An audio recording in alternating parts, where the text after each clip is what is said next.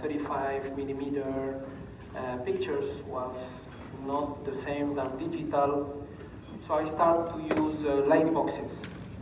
So I use light boxes to do photography intraorally, and this is what I use. I know that there are cameras which are much better than the S2 Finepix Fujifilm Pro, but the full frame are really too heavy. Today we have frameless. The one that I like the most, which is closer on the CCD, is Sony Alpha. And I always use video, iPhone video to show the reality. Because with digital today we can fool you, and it's not a matter of fooling you, but to show you the reality. So that's why I use iPhone videos to show the final case. We basically show this is the way that I use my old camera. Has more than 30,000 shots and still working. I don't have any royalty whatsoever with this camera, but you can use your iPhone and take a little video to show the reality, which is always convenient to show to the patients, and to show to the dentists. So my lecture will be about immediate implant placement, delayed implant placement, and soft tissue manipulation and management. And then we'll discuss failures on implants, especially on the aesthetic area, all the things that I do and why I do it. Nothing is written or little on this topic, and we'll try to discuss it. So there are many people that ask me about courses. Up to this year, I was doing the courses in my own hometown in San Sebastian, but due to the retirement of my wife, who was the one that was in charge, I'm going to go to Madrid and do them in Madrid. In this teaching center with David Garcia, is a young, prominent dentist in Madrid, and we'll be doing the courses with him. And a beautiful setup in a beautiful place. And we have already the dates here in May, in October, and November. October already is full. So my main pool is Russia, Ukraine, Japan. And so we have many people. We only do courses for groups, for study clubs. And we have a live surgery and several hands-on and many videos. So within this week, 2 weeks, we will have everything posted in our web pages, so you can have a look. And if you are willing to come, we will be more than happy to have you here in Spain. For young dentists, I'm not anymore in Instagram. I was hacked by a Russian person, I don't know, who asked me for money, so I had to change my phone number. I had to do everything, so be careful with Instagram. I had a password, really simple password. They figured it out, and I'm not showing anymore what I do in Instagram. I'm out of social media, okay? So you can notify me there.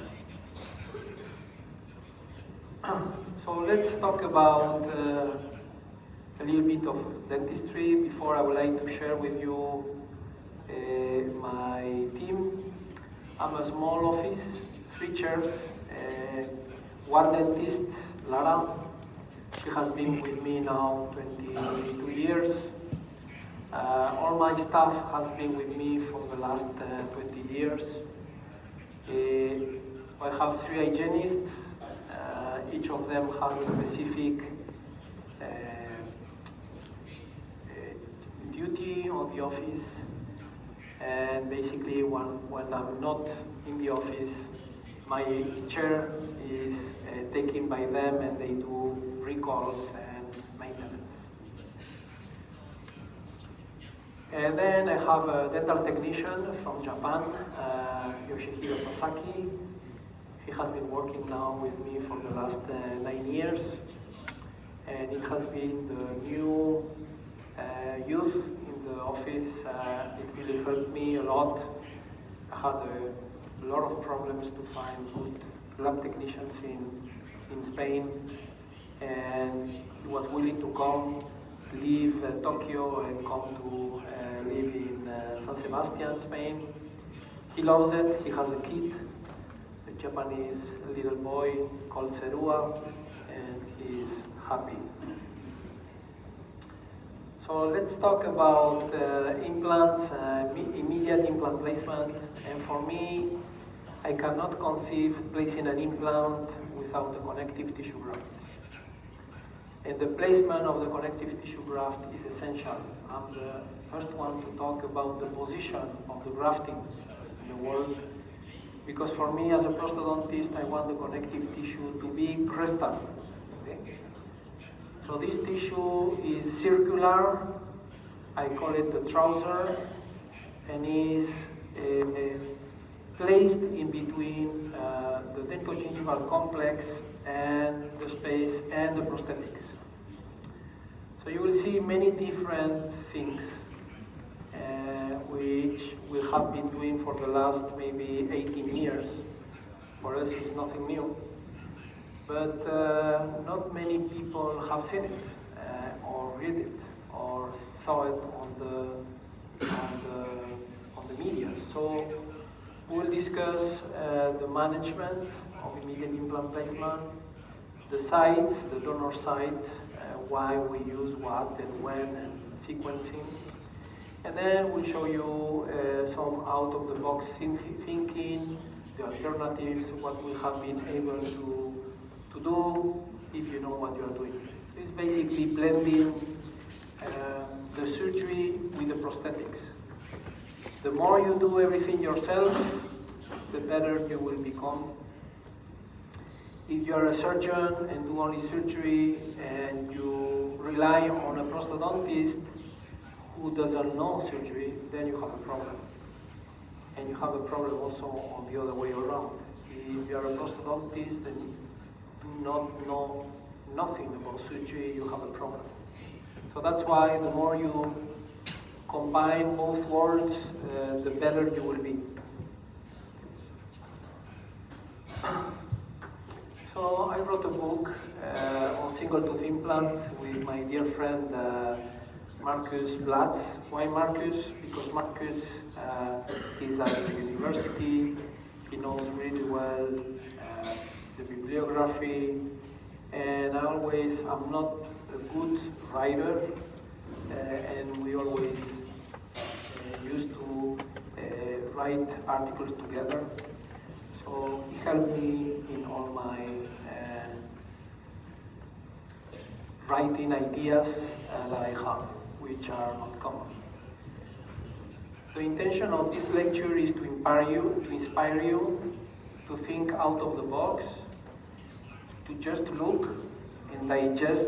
It's difficult to go through this lecture because it's a high-end perspective, but it's inspiring you to push the limit of imagination treating patients. This is the only way we can evolve, and this is the book was done in this sense. Try to evolve what we are doing every day. We are like sheep. We follow what everybody does. Okay? And in that sense, I always been a black sheep. You know, why do you do it this way? I don't like it. I always was a bug for many of my teachers. Okay? So in order to do that, you need to break the rules, and for that you need to understand them first.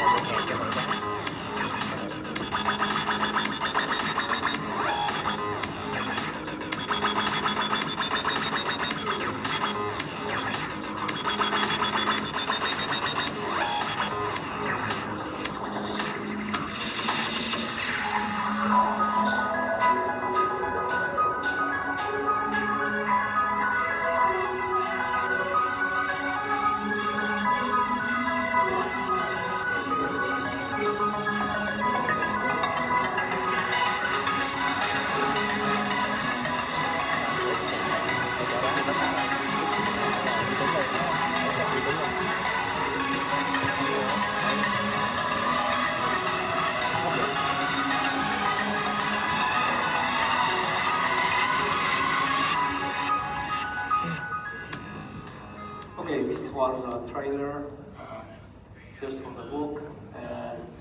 The book is being done, the imaging, and the video was done by me and my nephew, who is into computers. Anyhow, so we'll talk about immediate implant placement, and the way that they do immediate implant placement is, of course, different from what you are doing, for sure. I cannot think about doing an implant in the mouth without a connective tissue graft. Connective tissue graft is what makes the difference, thanks God. And thanks God that I saw it when I started as a young dentist. So we'll talk about the benefits, the failures, and the consequences, the protocols we use today, what you can do on simple class 1, type 1 socket. We'll talk about diagnosis and treatment, because as you will see, not all my immediate implant placement are done the same way. And we'll show you our latest classification to see what we do what. Maybe I have to extract a tooth and doesn't have any buccal plate, and I have to decide which is the components I'm going to use prosthetically, what is up to date, to improve the situation in many ways. So we'll discuss that. We'll talk about infected sites and immediates. I'll give you some hints about the posterior, how it's important to see this, and then a take-home message, okay? So, either delayed or immediate, for me the most important is to graft on the crest.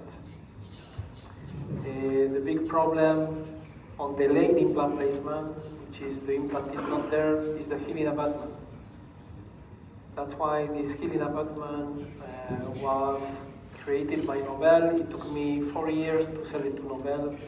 Really stupid idea, but what it does, this healing abutment can improve the interproximal soft tissue. So this is your flap, and it's easier to have a primary closure and improve papillas. The wider the healing abutment, the most difficult surgery has to be done. And what I want is to have my tissue on the crest, so I can push it afterwards. If you graft only on the buccal, which is 90% of the dentists you see on internet, 99% they graft buccally. By the time that you push it with your provisional, this tissue is mid-facial. So the idea here is to have it crystal, so no matter how much I push with my provisional, the tissue will stay there. This is a healing abutment that only helps the surgeon, not the prosthodontist. And I will show you in the afternoon how we treat it prosthetically. But if you have something to learn or something to remember about this lecture, is that you have to graft cresta. Okay? This is the most important issue of this course. This book is already 10 years old. Okay? So this is nothing new. And I'll show you that for me, the graft quality and position plays the crucial role for long-term result. Okay? The thicker, the denser, the soft tissue, this tissue is tailored to the site. So you have 3 ways to tailor it. Please notice that we are going to introduce the soft tissue, we are going to modify the prosthetics, and we are going to modify to a certain degree the socket to allow the new extra tissue. We do just a horizontal minimum crest above the crest so the tissue can give away horizontally the new tissue that is coming. So we'll go through all the details to have the maximum result. But what is important is you can use it, you can dip it in any biologic agent like amelogenin or HA, hyaluronic acid, and then you can go screw retain, you can go cement retain. Doing something that is cement retain is easier because you can control in a better way the position of your soft tissue. And this is crucial, for example, when you have an adjacent implant, to have the papilla. There are many ways of being able to, what I want is to place my abutment, which is a replica of the diameter of the tooth that was there. And the idea is that the soft tissue has to disappear. So we'll go into more details, but soft tissue makes the difference. It's not about the bone, it's about the soft tissue. The more tissue I have, the better I can hide my prosthesis. And I would like to share with you my problems, which are adjacent teeth. So listen to this. I have written a book on single tooth implants. But I don't know today if single tooth implant is the best treatment alternative for patients. Why is that? Why? It's because teeth dislike implants. Teeth move all their life. So I'd like to share in a few minutes how I sell single tooth implants. Sometimes it's much better to do a 3-unit bridge than a single unit implant. And you will see what I mean. So this is about a few years down the road. Soft tissue, volume is perfect. Of course, you have to remember that everybody that is in this side of the room shows his best. I have also shit at home. So don't worry, I'm like you. I'm only showing you my best. Sorry. This is an iPhone video 5 years down the road. This now is about 9 years case. You can see that the lateral has extruded. Okay. But I would like to show you problems. Immediate implant placement, if not planned, you fail. If you fail to plan, you fail the treatment. And I'm sick of fixing recessions around implants. You can see the implant, immediate implant placement, too much of an angulation, we have a recession. The previous dentist never compensate for the soft tissue, And the problem too is that the merger's profile is too bulky. So you can see that she was unhappy with the result. And what we did here was a tunnel. I'm totally against the Zucchelli technique. I think there is only one Zucchelli in the world. I think implants should be tunneled. The more you open a flap on top of a single implant that has been already placed, you can have many more problems. For these cases, I always tunnel my flaps. Why is that? Because on a tooth, you have a dentogingival complex, and the most important, you have a sharpy fibers which are attached to the root perpendicularly. And you have 10 types of different sharpy fibers. On an implant, you have the same, but they are totally parallel. So you lose height. Every time you place implants, you will be losing in a certain way your height, and then the biggest problem on implant dentistry is that the tissue around the implants become what? Mucosa. You see your implants 20 years down the road, you blow, and the tissue goes. The tissue transforms. Okay? And the more you graft, the more you will see that the best insurance in the world is to graft with connective tissue graft.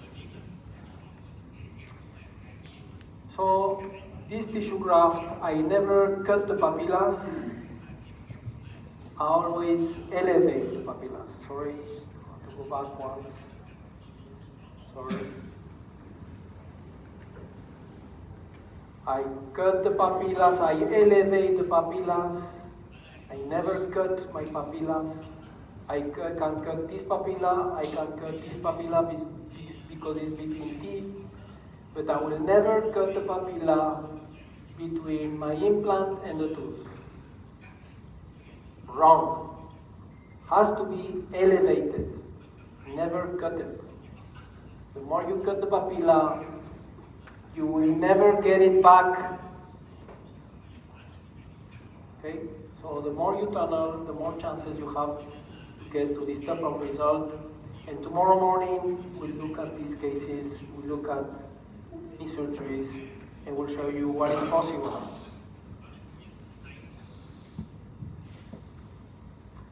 This is the same case. Okay? Only same implant, 2 rounds of connective tissue graft, and some orthodontics. Okay? This is the same tooth. This is a bullet. This is a 5 millimeter by 16 replaced, huge implant. And what we did is, I will show you what we did. This is the same implant. Please notice all the teeth are splinted. So they are not as moving, but basically the essence, the one that makes the difference, is the dormer side. I know many periodontists in the world that take the tissue, the same tissue for the same procedure in and out. I will show you that here in the afternoon.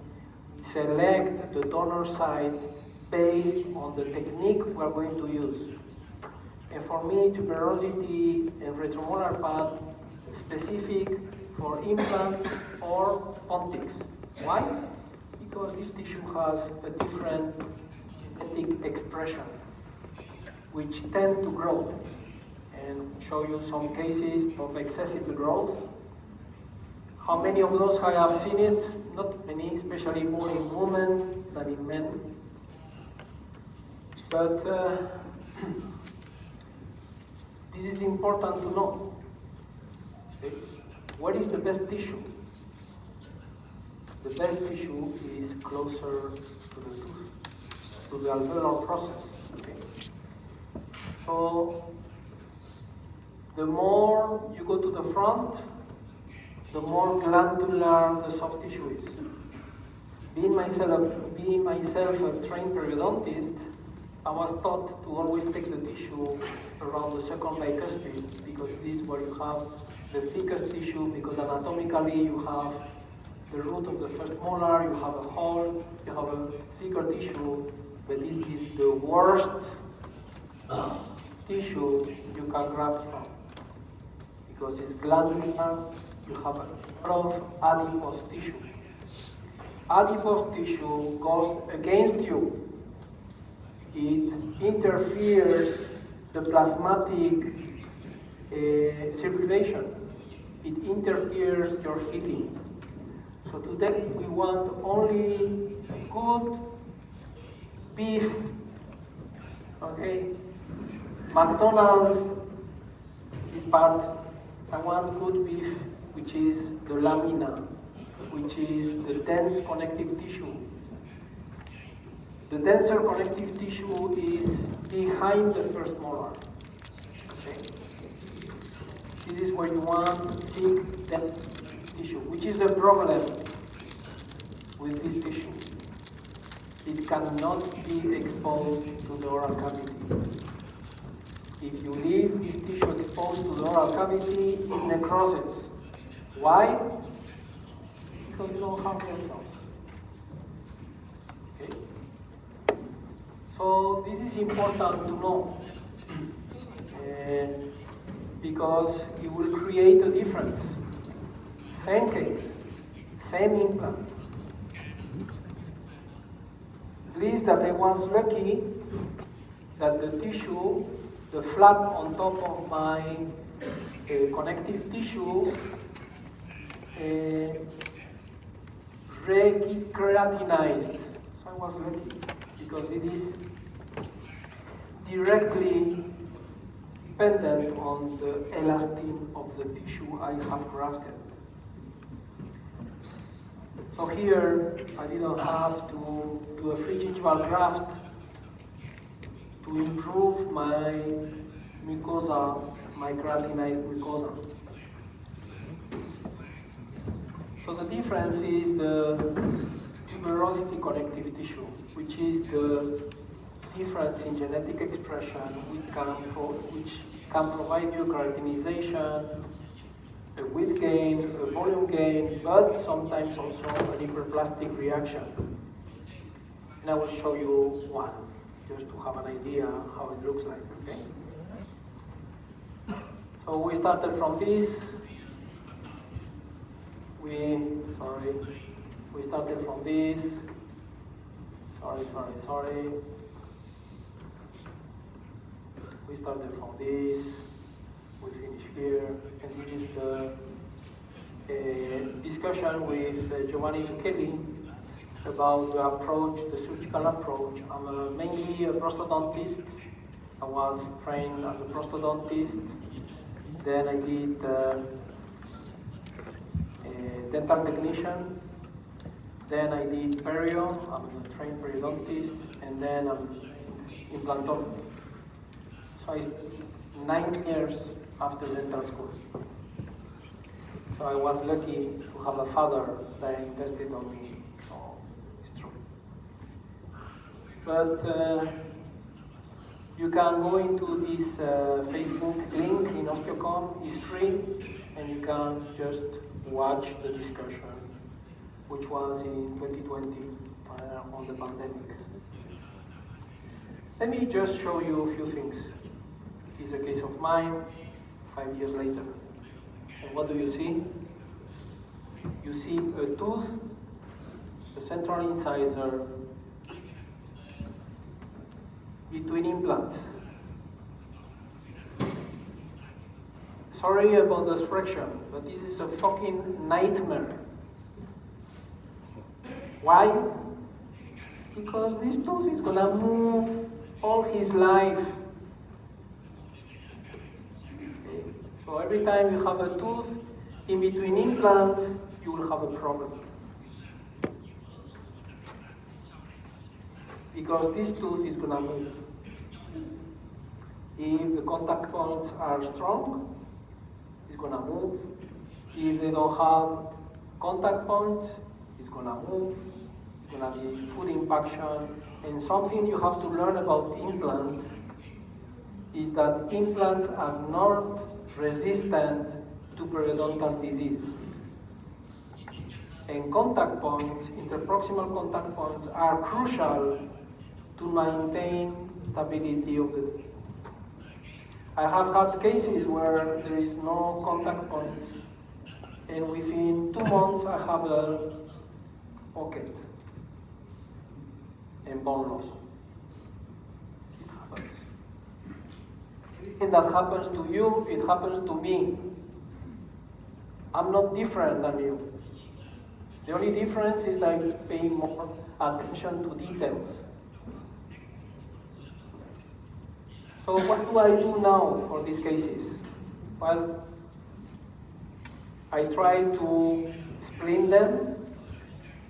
And there are many lies in dentistry.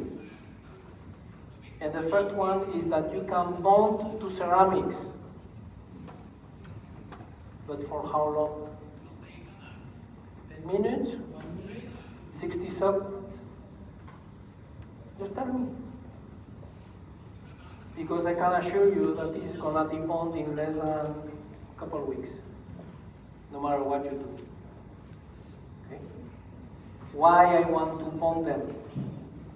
Well, I want to bond them because I know that this guy is going to move.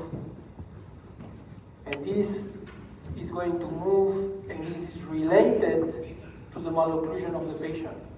If you are a class 2, these teeth are going to extrude.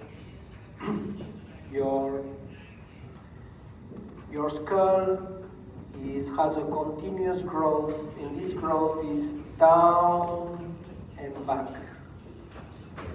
Okay?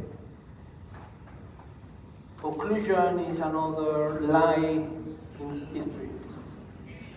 Occlusion is don't adjust the occlusion and you are done forever.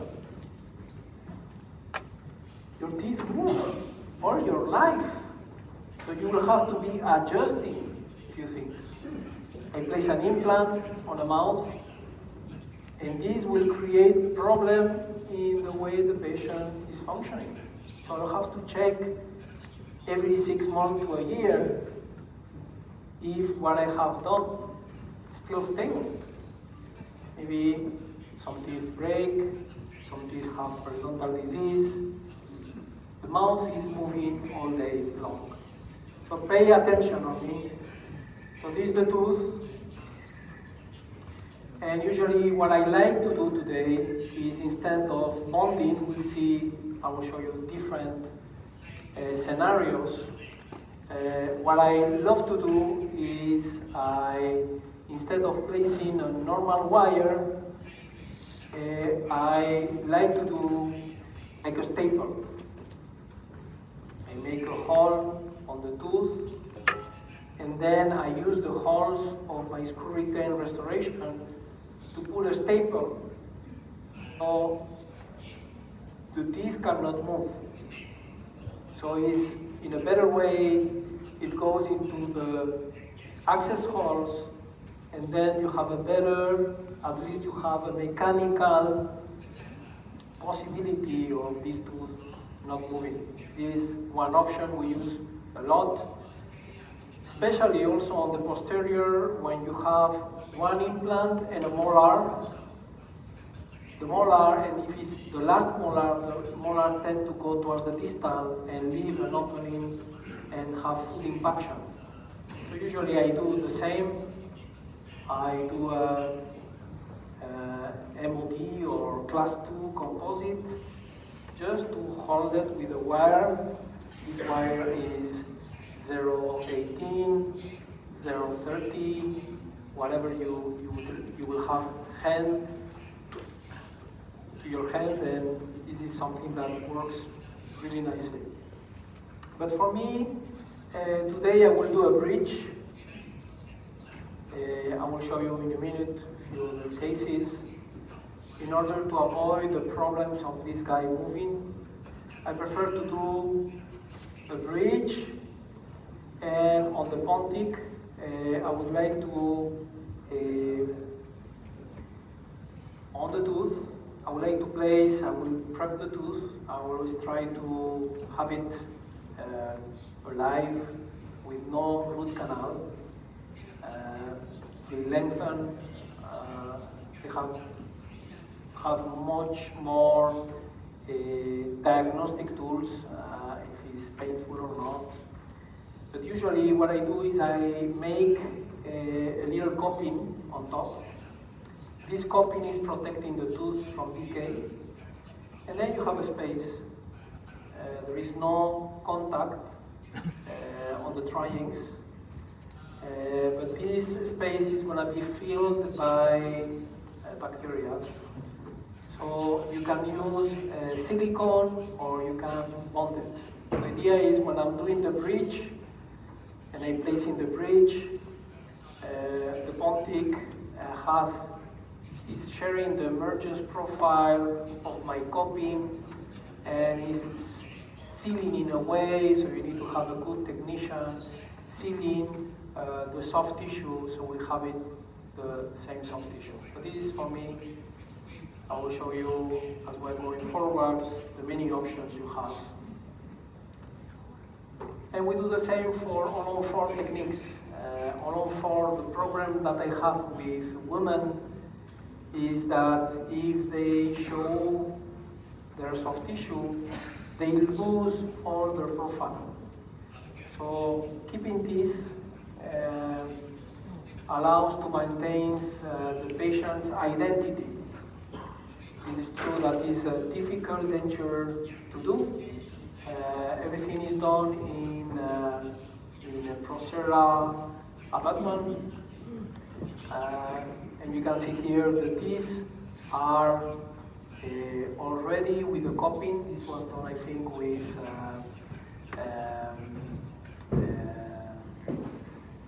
silicate. You can do it in zirconia too. There is no contact between the prostheses and the teeth, so they are not as a coping. They are just there to maintain the volume. Something that we wrote in 2021. How many cases done? You can see on the top we have the full zirconia frame with natural papillas and the screw retain on 4 implants. And we try to preserve the teeth. You can see those were Ultra. We do the root canals. This is 3 years down the road. The prosthesis is removed every 6 months. We disinfect it and we put it back. Most important is you can do it 2 ways. You can make a vent hole and put composite, or you can use silicone, white silicone. We use fit checker, which is white, and then we change it. So the way to do it is you place fit checker, you screw it in, like if you were relining it. Then you take it back and you remove all the excess of your silicone and place it back. The idea, you screw the zirconia full arch all 4. Patient is not being hurt on the teeth. So if the patient tells you, my tooth is hurting, it's because the prosthesis is creating the tooth. So this is important to realize that this prosthesis is screwed in with not harming the teeth underneath. Okay? So let me share with you other problems of teeth movement. This difficult case is an architect, open bite, this is 2004. Open bite, he doesn't want to have orthodontic surgery.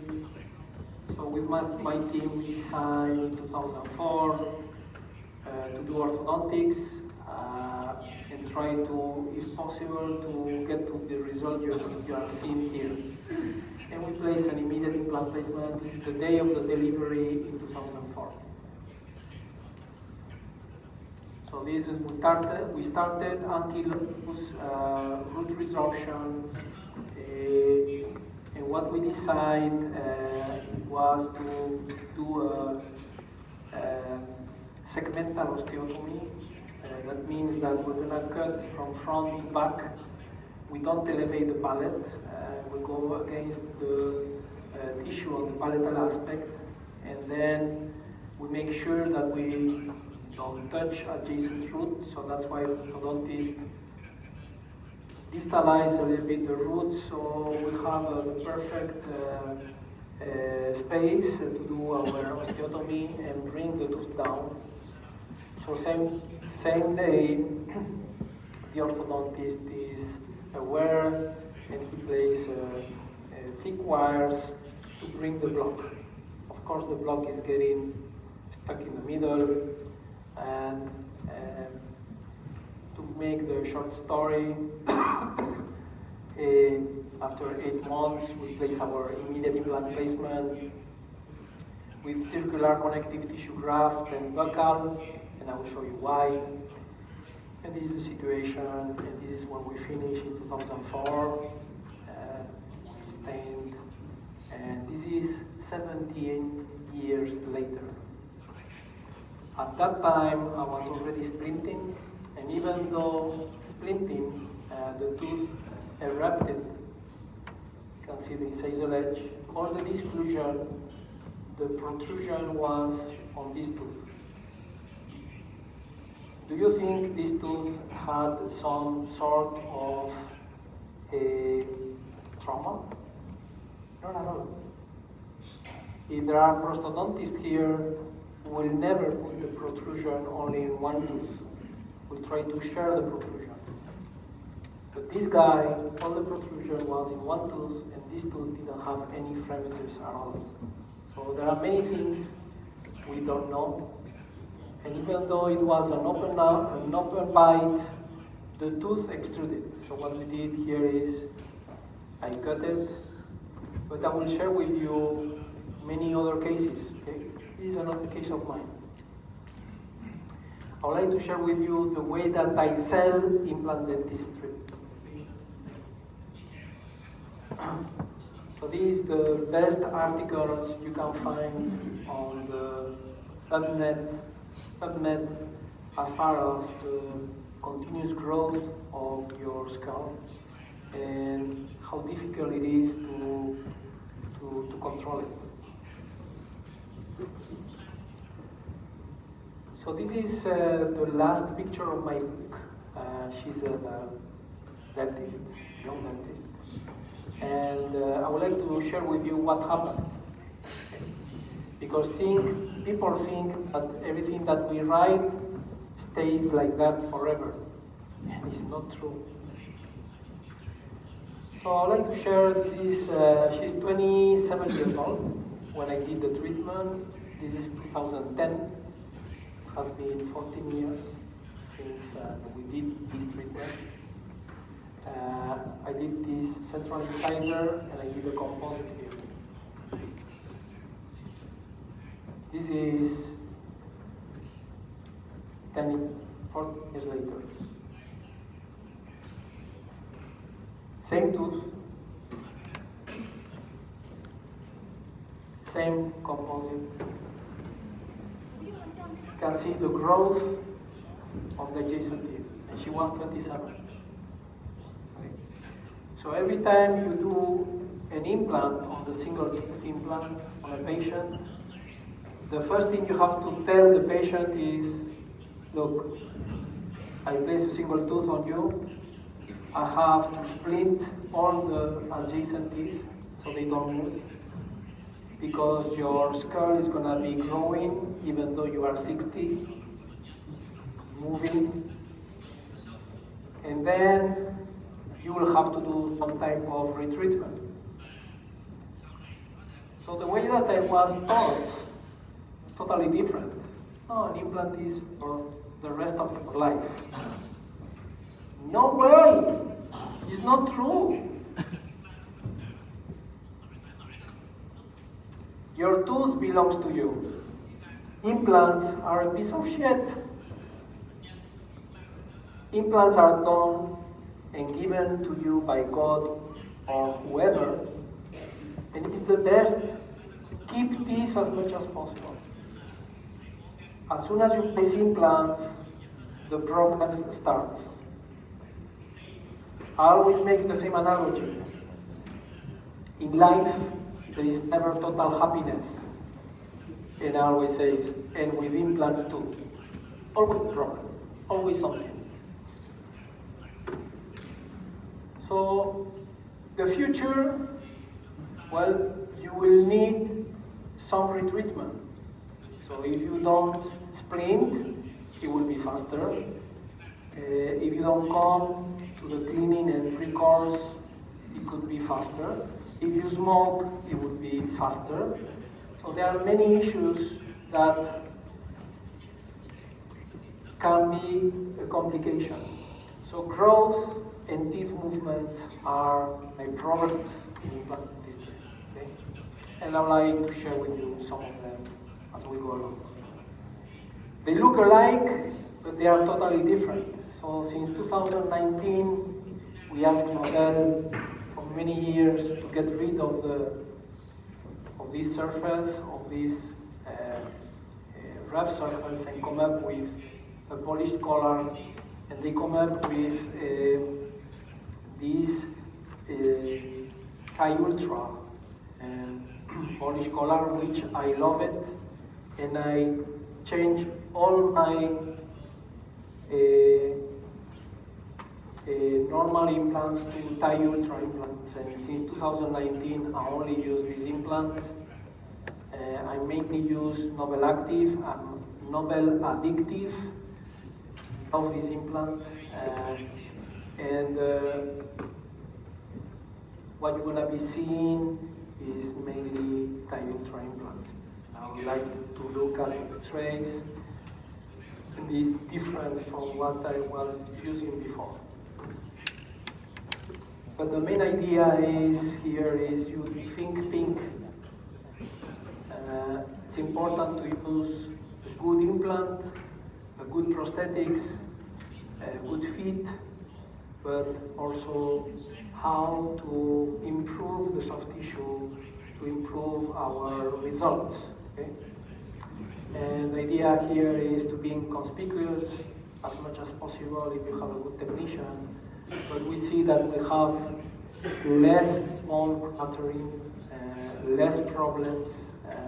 Even on the implants that they have had problems, I see a different response of the tissue. That means that we are happy within the cases that we are doing. Okay? So let's talk about immediate implant placement, because on immediate implant placement, I don't do all my single tooth implants, all my immediate are different. And here what I want is to control, if I can, the buccal plate. So there are many things that I don't do it the way that is being taught, the way that is being written. So I'm a poor writer, I don't write too much, but there are many things that I'm not happy with. Okay? So what you're gonna hear is be a little bit open-minded, just to hear another story, because what I'm going to show you is another story. But I want to show you the cases 10, 12, 15, 18. Okay. So the most important is being what? Flapless. Rule number one, you have to do everything, but you cannot elevate the flap. If you elevate the flap, you are dead. Okay? If you are asking me today, what would you do? What would you like more? Delayed or immediate? Well, for me, if it's immediate, I will do everything necessary to do immediate. but you need to be well trained. Immediate implant placement is the most difficult, attractive treatment. Why? Because it's a painless treatment. Patient is happy because she's living or he is living with a tooth. And it's great because you make money fast. But the problem is you need to be a really cautious surgeon, and you need to be a cautious restorative dentist. Because if you are a lousy surgeon, you will pay your price. So you need to know how to extract the tooth without creating too much morbidity. You cannot touch the bone. There are many issues that needs to be taken into consideration. Okay? So for me, no matter what I do here, a rich lab, membrane, epithelialized, subepithelialized connective tissue is the way that I do it, Stimmel-Myers technique. No matter what I do here in this situation on a socket preservation technique, I'm going to lose what? Volume. So I'll have to go back to another connective tissue graft, etc. So whenever possible, I would like to do this. I will reconstruct my bone if there is none. I will reconstruct my soft tissue circularly and buccally on the buccal aspect of my lamina, and then I will place my tooth. Which is the difference from here and here? Is the tooth. The tooth is the one that gives you verticality, stability of your soft tissue, and horizontality. The difference here is in between these two treatments is that the tooth is in place, and the tooth is the one that is maintaining the complex. If you take out of the equation and you do all of this, but you don't place a healing abutment with the diameter of the tooth, everything will collapse. And we know that. It's 1 millimeter recession, 2 millimeter collapse, a normal situation. But this is not a normal situation. Okay? So let me ask you, which one of those teeth are implants? Everybody is looking at the soft tissue, everybody is looking at the papilla height, everybody is looking at the color of the tissue, and here we have 3 implants. This was done in 2006. I was literally cut my neck at the Academy of Aesthetic Dentistry in Grand Cayman in 2006. Why? Because I was the first one who was showing a papilla in between 2 implants. And this is only possible if you graft and it is immediate. To try to do the same situation on a delayed mode is really difficult. You need to be in an ideal situation with bone and soft tissue to really get to that result. So what did I learn from this? Well, I learned at that time that if we are minimally invasive, I mean flapless, and I was given an abundance of soft tissue, I will be in the best of my abilities to obtain and sometimes to improve what was done. So this is 2006. I use a Nobel Ruby Select. This is the worst implant I ever placed from Nobel. So don't place them. Those are really bad. I will use Nobel Active. You can use CC. I extract both teeth. Sorry.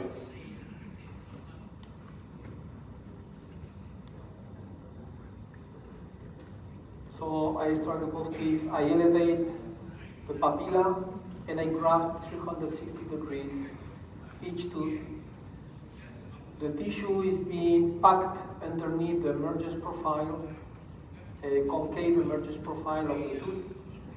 These abutments represent the diameter of the root that was there, so I took an impression and transferred that information of the diameter of the teeth into my abutments. And then underneath this margin, the tissue is being trapped, okay? No sutures, and the provisional placed on top. Easy. So you can see here where we started.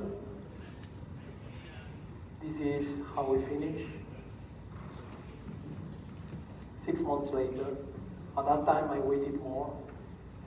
Of course, this bone is going to resolve, but you have done your duty. This is her. She had an accident. So this is 2006. Okay. So 2006, I didn't touch the lateral incisor. You can see the soft tissue grew. Okay. You can see that the soft tissue grew back. Okay. And you can see that we have an internal resorption of the lateral incisor. This piercing she has on the nose. It's not an implant. It's another type of implant. And once we place the lateral incisor and the connective tissue of the buccal, because the most important for me is to have a convex emergence profile on the implant. The more you have a dissimilarity on tissue configuration, you will see a dark grayish appearance. So those are the implants. And you can see in 2009, 2006, I was not placing bone before my implant. I was doing only connective tissue graft.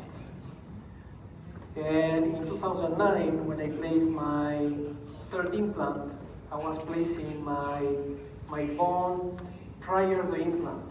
And I will show you how and why. You can see that the bone was maintaining in a better way. And you can see that today we are using 3D bone packing and connective tissue grafts. You can see the emergence profile is totally concave to allocate the connective tissue and be able to thicken the tissue in this area. This is 2009 against 2019, and she's coming because she's bleeding here. The tooth has distomerted, she has an open contact, the tissue is bleeding, we are losing some bone because of the bacteria. This is 10 years, 13 years. So you can see that how to get rid of that is to split the teeth, make a wedge, add a composite. So foot is maintained. You can see we have lost a little bit of bone height in matter of months, and this is important to take into consideration. Okay? So at that time she accepted for me to touch the soft tissue. I did with laser. This is Erwin Yak YSCG. I'm really happy with it. I bought it for my perimplantitis, and this is about 15 years later. Okay. You can see how nice it looks. Okay. And 3 implants, one next to each other. So we have a master class in osteocom. There are many videos. You can get into there and buy the package, and you will see all the basics, but I will try to show you the art of compensation, how we do it, try to improve what is there, and the indication, the techniques, the criteria, and you have seen already the long-term results. Okay? So planning ahead is crucial, and maybe one of the most important issues is that I never place an immediate implant placement without first placing a provisional restoration on the tooth that I'm going to extract. Why? Because this will help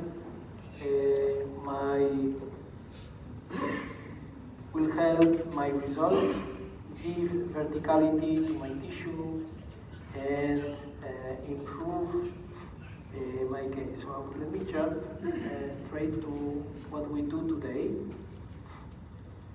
contemporary protocol, and show you how we do it with one case from start to finish.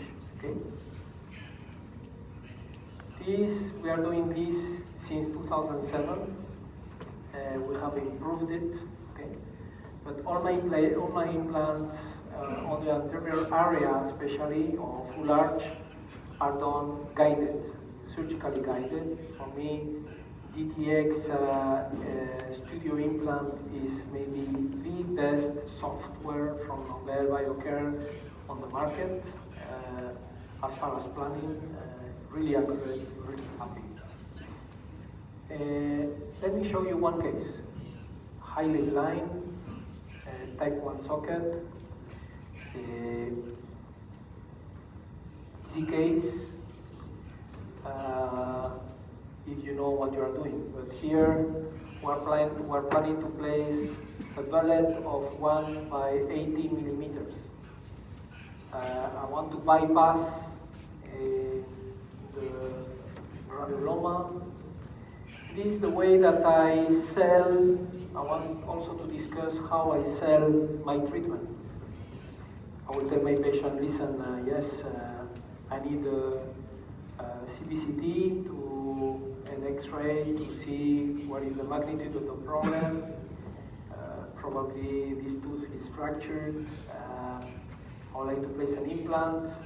But if I place an implant, I would like to see what is the bone housing related to the tooth position. And this is the first CBCT, and I tell the patient I will place an implant, very much like that, long and wide. You should know that the stability of the implant is not given by the length, but by the width. Okay. So this tooth is 9 millimeter width, so it's a huge tooth. You can see the 5 millimeter diameter implant looks small. So if you want to place a 3.5 implant here, it's really difficult. Especially too because when we talk about immediate implant placement, there are a few things you should know. First is age, second is gender. Every time a woman comes to my office asking for implants and she is above 50 years old, my legs shake. Why? Because the bone is bad. So if I have a patient, woman, 80 years old, I'm trembling. Why? Because the bone is really bad. Okay? So remember, the success of immediate implant placement is the implant stability. So the bone quality is important. Many of you ask me, what about if you cannot reach 35 newtons? Do I leave the implant? Take it out. You will have problems. It's not about creating problems, it's to create a better life When I go to bed, my wife is crazy because I snore like the bears. Okay? And when I go to the bed, I want to be calm and in peace with myself, with what I've done. Because what you need is to do the best that you could ever have done it. Okay? So the first CBCT, I tell the patient, listen, this is how much it's gonna be. Do you agree? Yes, I'm gonna do it with you. Okay, so we're gonna take advantage and I will take alginate impression, and with that alginate impression on the second visit, I will have a shape which I will reline into the mouth. So she's coming back second time, and you can see the tooth here is being prepped already. And then I have a better control how deep the implant will be. Because the two major problems in implant dentistry is depth and angulation. If you control those two things, you are the closest to God. Okay? So the more you have the tools to plan the depth, the better it will be. Okay? So for me, I look at the tooth and I look at the housing with respect to the angulation. Sorry. I look at the tooth, the angulation, the housing. I place a provisional. With the provisional, I look into how deep the margin will be with respect to the bone. Because every time I place a crown or a veneer, I have as a reference the buccal plate. I want to know how deep I want to be below the soft tissue to mask the emergence profile, so the finishing line becomes my reference to know how deep my implant is going to be. And then usually I'm different from the rest. I try to have my implant body and my prosthesis in the same axis. I don't want to have body on the palatal, the tooth on the buccal. The bigger the mismatch, the bigger the problem. Okay? So I don't mind if you place your implant on the palatal aspect, because this is how they taught you. But if you are palatal, you should be palatal within the diameter of the root, not outside of the root. There are many lecturers in the world that they take as a reference 4 millimeters of bone on the buccal. This is a nonsense. It doesn't make any sense in my head. Because for a central incisor, maybe, what about for the lateral incisor? What about for the lower central incisor? That makes sense. There are many people that talk, but they don't have a clue what they are saying, what they are teaching, what's going on with the mic. Should we change? Because it goes on and on.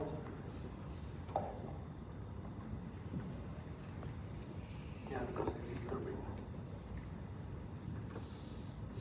Good.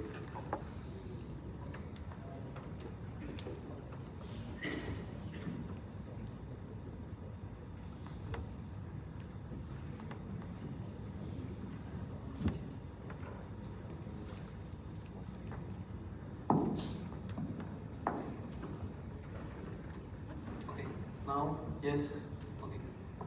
So now I look like a singer. Julio Iglesias.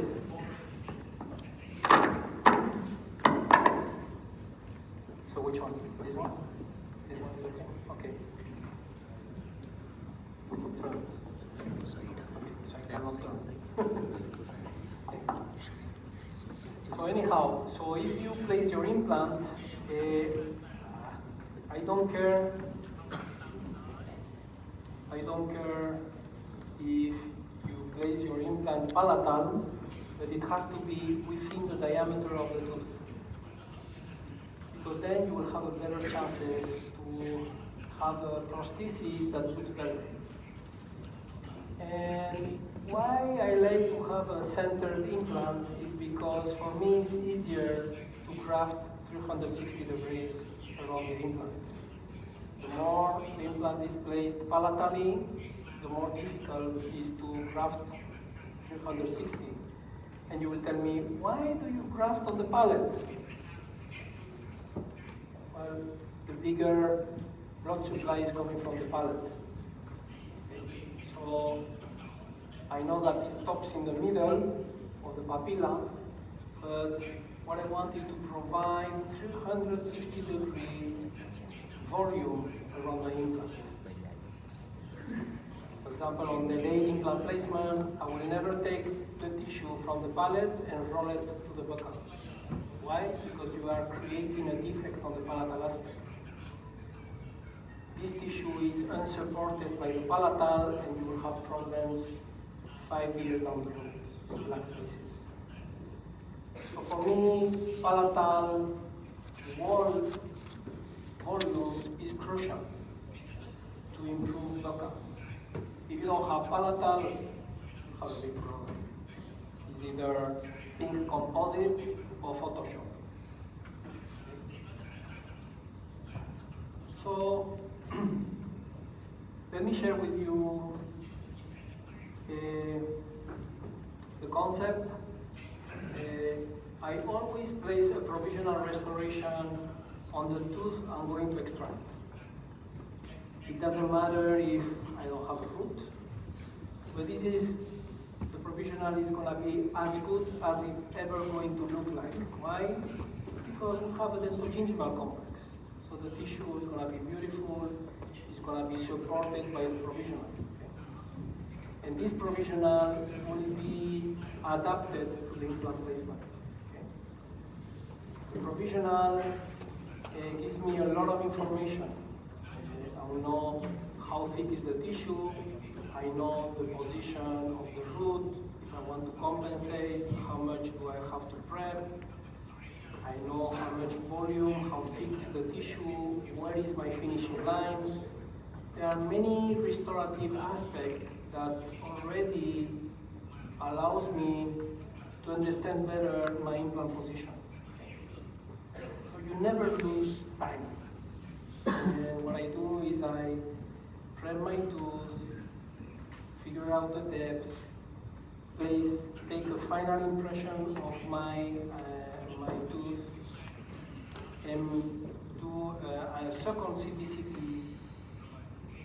because in that second CBCT I will see where is the finishing line, and then I will decide, I will have a better diagnostic view of where I would like to place my implant.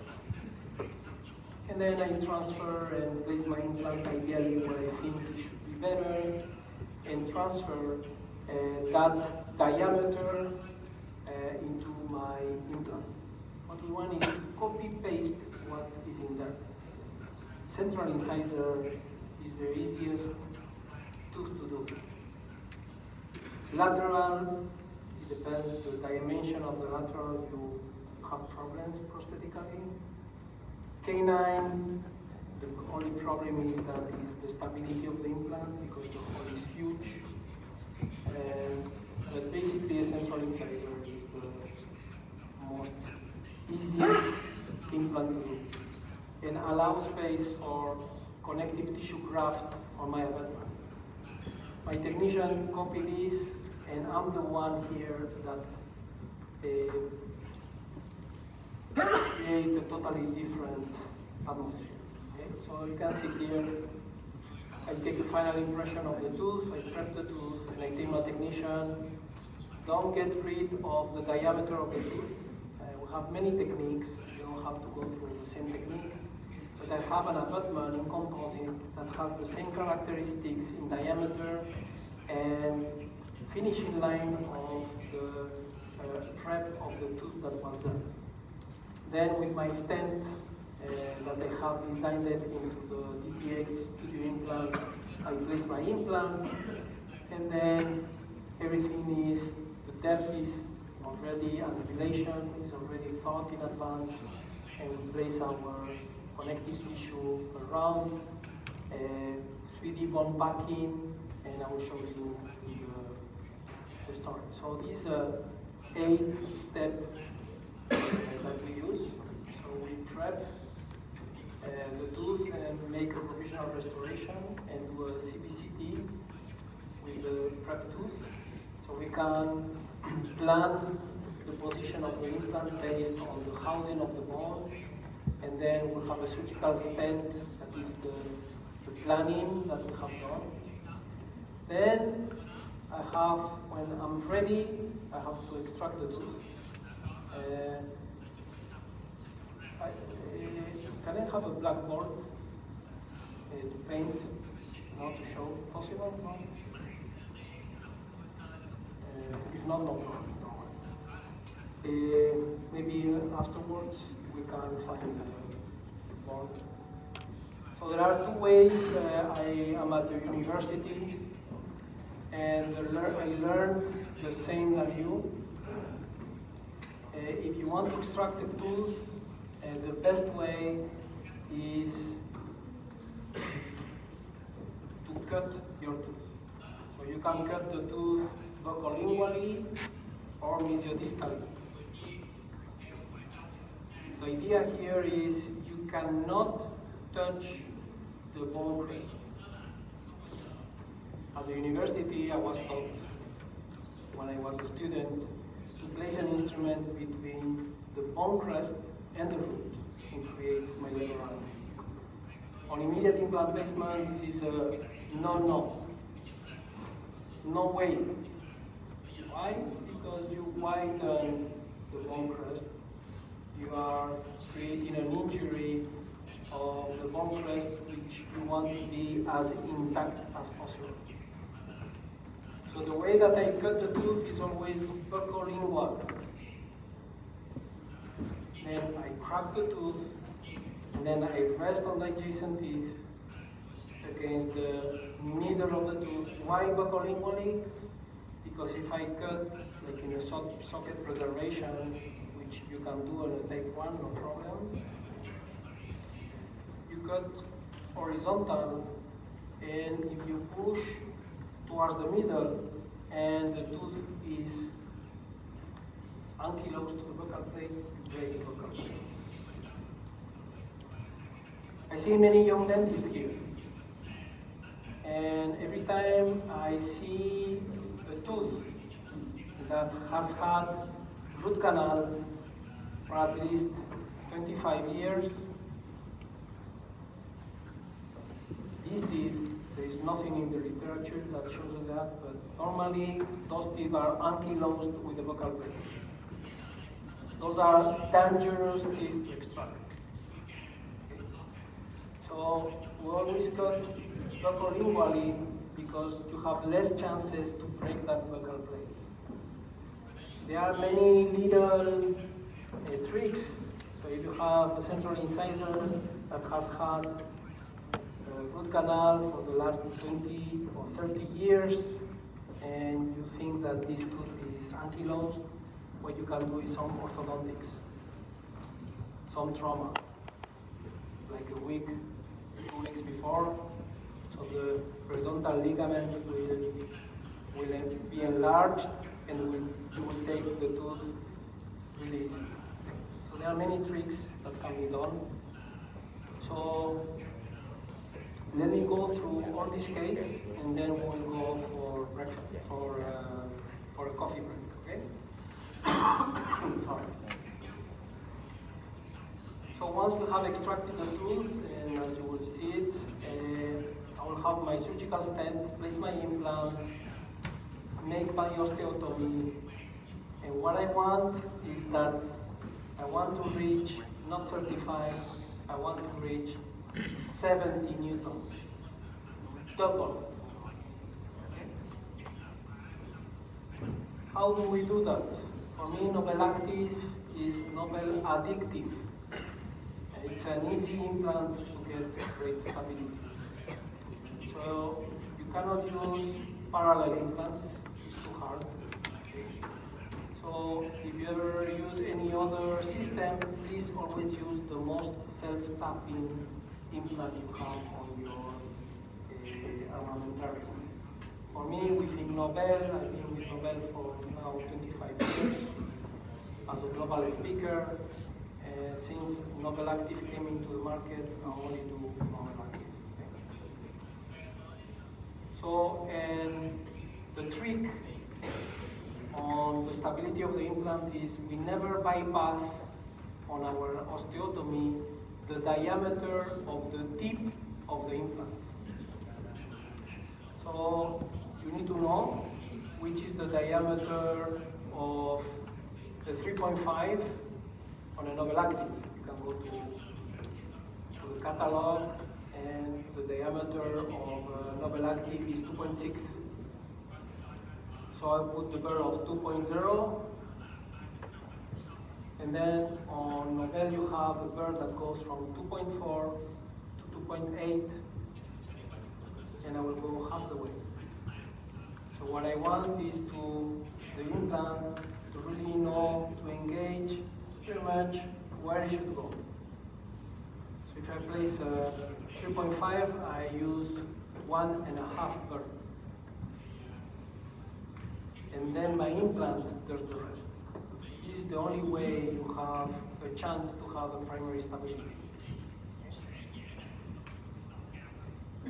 So if I place a 3.5, we have 4.3 is 3.2, the diameter. So if it's 80, if I have a patient that she's 80 years old, I will place maybe 2 millimeter. I will widen a little bit with little burrs, and the implant is the one that will create the stability. So let me share with you the timings, okay? So it's clear in your mind. And the idea is that you always try to copy the tooth you're going to extract, with first placing a provisional restoration.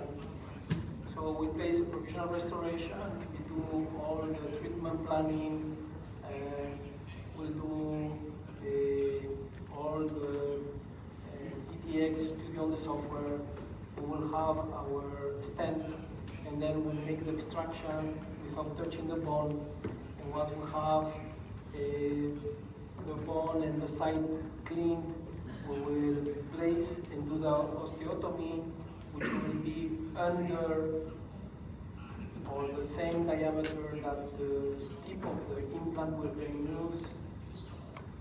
Then we will place the bone packing before placing the implant. Please, watch out. Only if you are guided. If you are planning to place the bone before the implant and you don't have a guide, you're gonna die. Why? Because the implant is gonna go towards the least retentive area and you will break the brain. The only way to succeed placing the bone before the implant is because you are guiding your implant with your stent. Okay? So watch out. So if we are guiding our implant, I do my bone packing, I pray, and then I place my implant. Of course, we re-drill the bone, and we place our implant. I want to reach 70. Really easy with Nobel Active. There is nothing on the literature that shows you that you create necrosis. If we would have, I would have been desperate a long time ago. So there is no problem about that. Then you place your abutment, which is a replica of the provisional that you have done. You reline the provisional on the provisional abutment, and at the end of the procedure, you put your tuberosity connective tissue.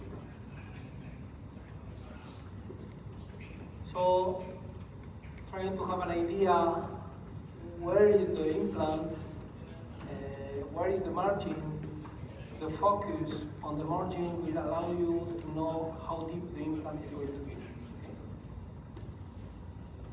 Know that if you don't do a provisional restoration, you will lose in normal situation 1 millimeter recession, 2 millimeter collapse as a minimum.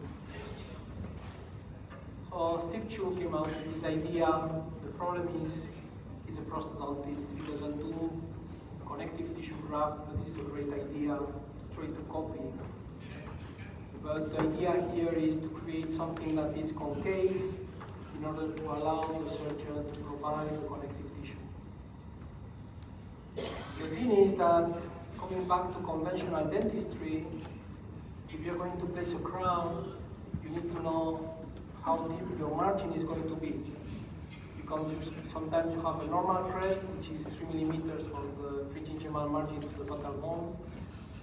Sometimes you have a high crest, which is less than 3, or a low crest, which is more than 3. And this is important to know because the depth of your implant will be different in each of these situations. And this should be applied also into your implants. And let me jump on this.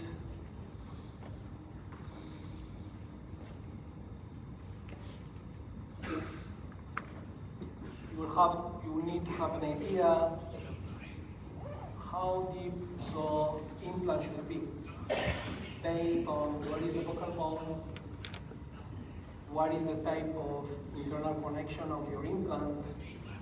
If it's an external implant, I will never place, if I have an implant that is external hex, I will never place my implant below the buccal bone because it's a connection that has a lot of cellular inflammation, infection of the surrounding bone.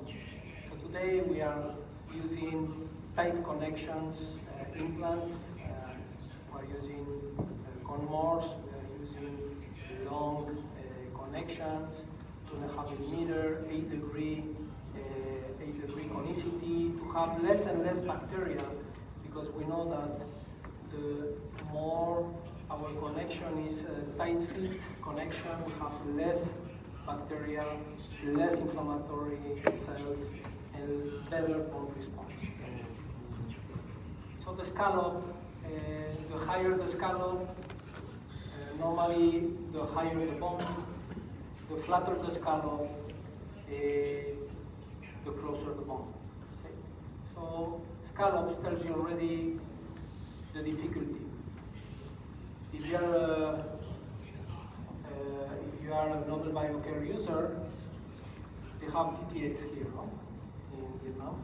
Do they have DTX implant studio? Okay. If you have DTS implant studio, you should know that if you have a high scallop case and you want to do a guided surgery, you have a problem. Why? Because there is a distance, which is 10 millimeters.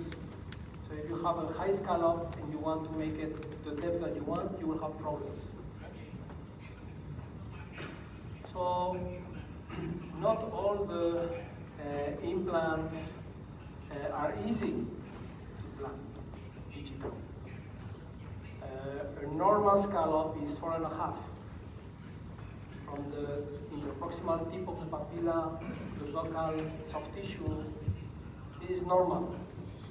Everything that is above 4.5, you have a problem. You cannot place the ideal depth. So you will see how we manage to get around. Okay? Sometimes we have to do 2 stents. One digital and then one custom made in order to place the ideal depth, because the scallop is too high and the software doesn't allow you to do it. I will show you that later on. So the problem with the computer-guided computer-guided guides is the ring. The ring is always the problem. So the way that your technician carve your stone is touching. I want to have a deeper implant, like in this case, because I'm losing half of the buccal plate. So you can see that the distance is about 6 millimeters from the bottom of my ring to the implant head, but still is not, I wanted to have it a little bit deeper. So sometimes I will go back, and you can see that if I would love to place my implant where I would love to, the ring is touching the root and it doesn't allow me to create that. So for example, in this case, we did two stents, one computer guided and one in the lab, custom made. Okay? Just to allocate the implant exactly where we want. So let's go to this case and show you how we prepared it. This was a normal scallop. You can see here it's about 4.5 millimeter tip of the papilla, 3 millimeters on the buccal, thick tissue, ideal scallop. Everything we might have, would think of is ideal. So usually my implant is about 1 to 2 millimeters below bone crest. Okay? So the reference here is the reference of my prep line, which has been detected on my CBCT. We do what is called the smart fusion. Before we do the smart fusion, which means cutting the abutment, we do some silicone matrices to copy the abutment part. You can go with this only to show you how much you can do. You can see, you can plan how deep is the implant, is it good enough. You can see the buccal bone, which is 1 millimeter, it's rather thick. So we can modify. I'd like to show you the problems that my technician has and what we use. We use replace implant mounts. We don't use active mounts because the problem is that they don't engage the ring. So you have a lot of variation. So we use replace implant mounts, so we have contact with the ring. The problem is if the implant is too deep, this implant mount is touching the interproximal bone. So what we have done, we have modified with burrs in the lab the first 5 millimeters. We have an engaging tool, and then we make some marks on the hex because we want to orient the position of my implant the same way that we have placed it in the mouth, in the model, into the mouth. So this is my surgical kit, and I have normal ones, modified ones, and we'll show you how we do it clinically. But first I'd like to share with you the problems the technician has. Here I'm the technician, and I'm trying to provide an abutment for the day of the surgery. You can see we never want to lose the diameter of the root. So we make something divergent, and the technician wants to place the implant exactly the way that I planned it in my software. And I want to share with you all the problems he has to go through in order to provide me what I'm asking. I'm using a replace, which engage the ring. It doesn't go all the way down. Why? Because it's touching the interproximal bone. This is what can happen to you the day of the surgery. So that means we have to modify, you can see, we have to modify in a way if we want the both worlds. So you will see in this way we will be able to place the depth that they have implanted. Okay? This could happen the day of the surgery. What you want is to do the osteotomy and the implant placement in the same way, guided. You want to perfectly guide where the implant should go, and we usually use epoxy resin models to place our implant. Now the depth has been placed exactly where I wanted, and we use some marks, so we are ready to use the abutment the day of the surgery. Okay. You can see I'm going to place a 5 millimeter diameter tip on the novel active. It's a 3.6. So if you look at your chart here, the tip 5 is 3.6, 4.3 is 3.2, 3.5 is 2.6, 3.0 is 195. That means the wider abutment, the wider where we have is 2 millimeters already. So you need to be cautious about how you drill based on the type of implants you are looking for. Okay. And then you need to look at your box and then figure out which are the problems. You are missing 2.6 drill guide and you are missing 3.2 drill guide. So you will have to go bigger and you will need to know what you are doing in order to overcome those problems. So let's go to the surgery. This is the provisional. See a beautiful soft tissue. We do a quick bite, so it will allow me to place my palm exactly in the same place. The beauty is we have a perfect, sorry.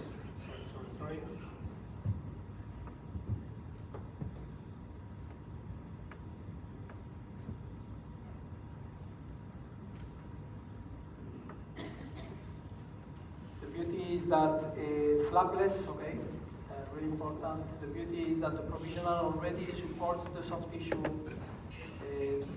The soft tissue knows already where he's going to adhere. So in that sense, prosthetics is important. Usually we extract teeth with tooth extractors. We use the Easy Extract from Atitan or the Benex from Messinger. They are expensive, but they are worth it. And you just pull the tooth. 90% of the dentists go too fast. You have to go slowly and wait. And many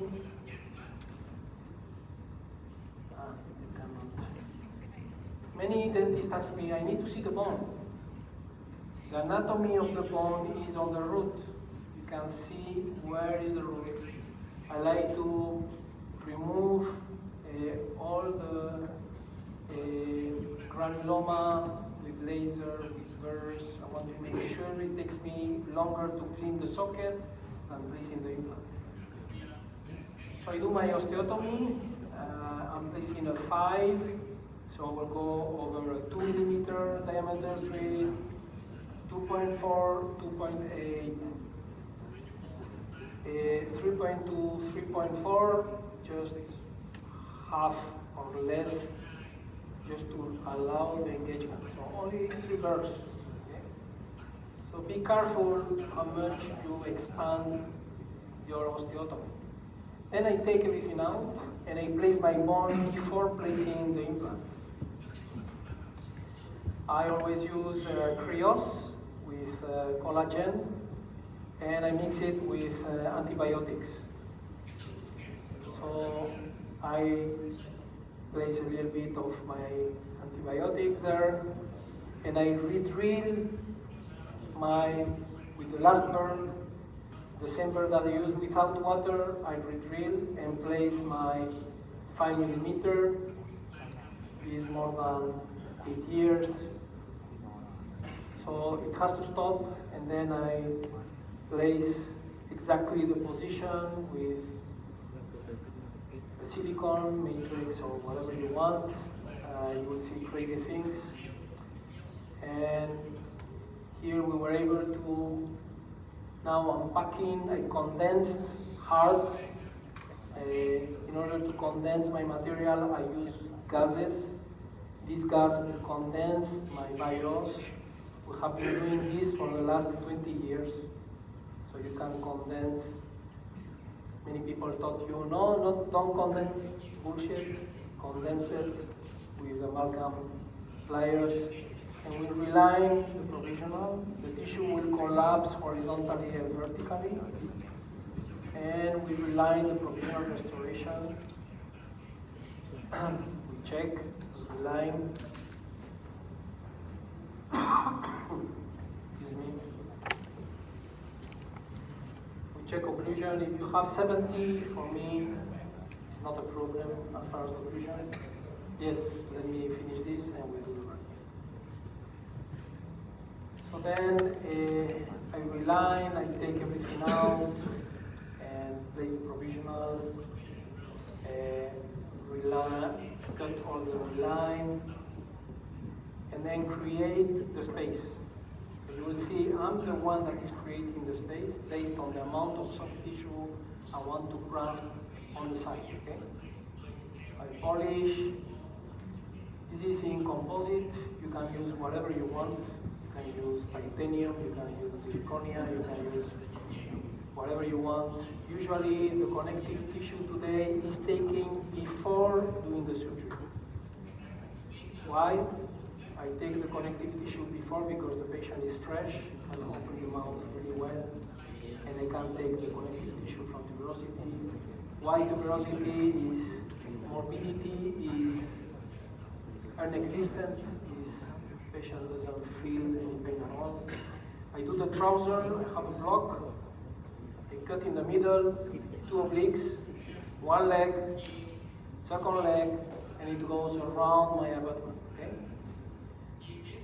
Then I have 3 ways of creating space.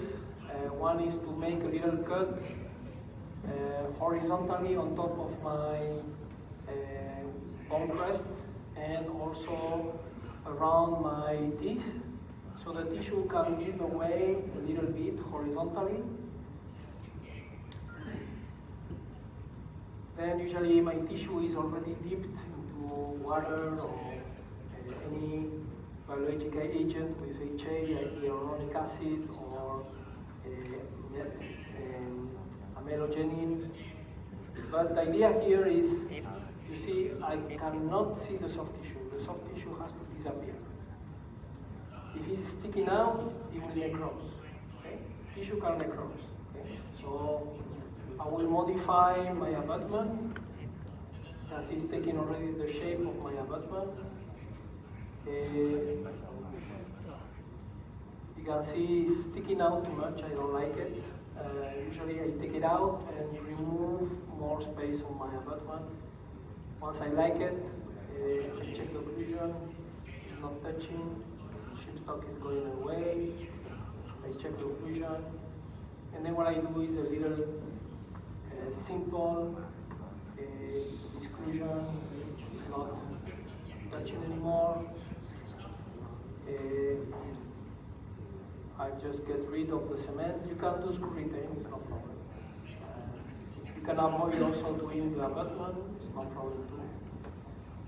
It's more difficult to do the connective tissue when it's something screw retain, because you have to bypass the proximal contact.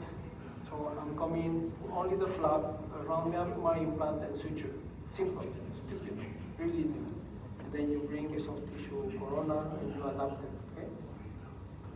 So I was doing this surgery with a friend of mine, showing him how we were doing it, just controlling the position, the implant, how the implant, we have used the implant as a condenser, it condenses the bone laterally, and how everything has been filled perfectly all the way up.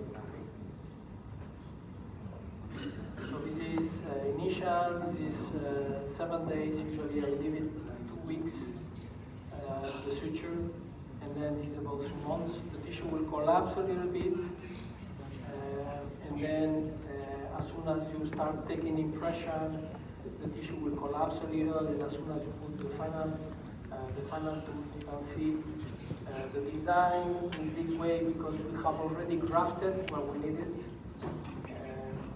If you don't graft, it's impossible to do this type of design. And we splint adjacent teeth, and it's 5 years, 3 years, 5 years, 5 years, 8 years. The tooth on the lateral incisor has extruded. Really stable, you can hammer it with a hammer, it won't move. So this is